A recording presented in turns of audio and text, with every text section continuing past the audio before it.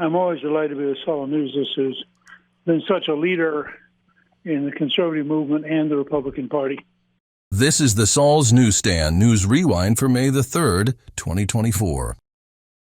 CBS News reports, criminal schemes targeting U.S. seniors account for $3.4 billion in reported losses, FBI says.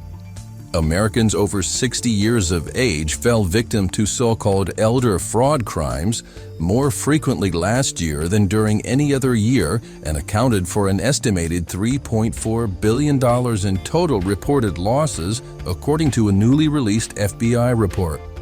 Reports of criminal schemes targeting seniors in the U.S. increased by 14% between 2022 and 2023. Investment scams in which victims are enticed into transferring money into fraudulent financial institutions are the costliest to the elderly.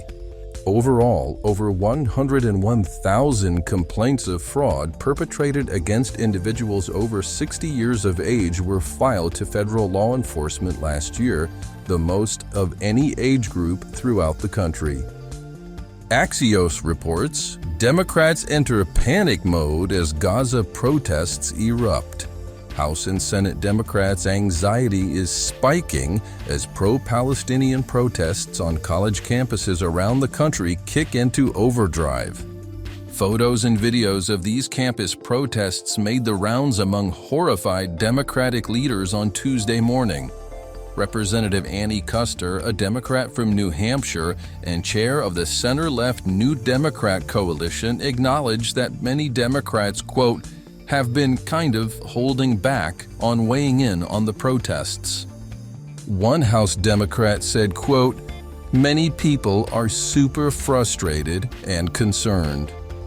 And finally, The Hill reports, Disney World to host exhibit of George W. Bush paintings. Epcot, one of the theme parks at Disney's resort in Florida, announced Wednesday it soon will be home to a special exhibit of former President Bush's artwork. The exhibit, entitled Portraits of Courage, a Commander's Tribute to America's Warriors, will feature more than 60 paintings from Bush of service members and veterans who have served our nation with honor since 9/11 and whom the President has come to know personally since leaving office. Each piece of art will be accompanied by a story penned by Bush about the veteran depicted.